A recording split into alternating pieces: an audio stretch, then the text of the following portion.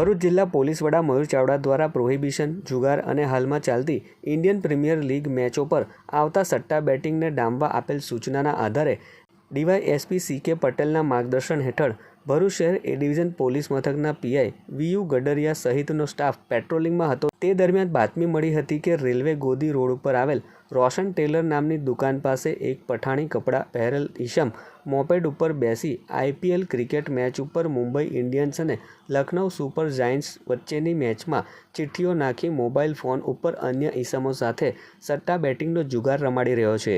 જેવી બાતમીના આધારે પોલીસે સ્થળ પર દરોડા પાડ્યા હતા. પોલીસે સ્થળ પરથી રોકડા 20,000 અને મોપેડ મળી કુલ ₹80,000થી વધુના મુદ્દામાલ સાથે કસકના જલારામ મંદિર સામે માછીવાડમાં રહેતા સોહેલ વીરસિંહ રાણાને ઝડપી પાડ્યો હતો. જ્યારે અન્ય સટોડિયા પાલિકાના પૂર્વ પ્રમુખ અને પ્રયોસા ટ્રાવેલ્સના સંચાલક જિગ્નેશ બ્રહ્મભટ્ટને વોન્ટેડ જાહેર કરી વધુ તપાસ હાથ ધરવામાં આવી છે.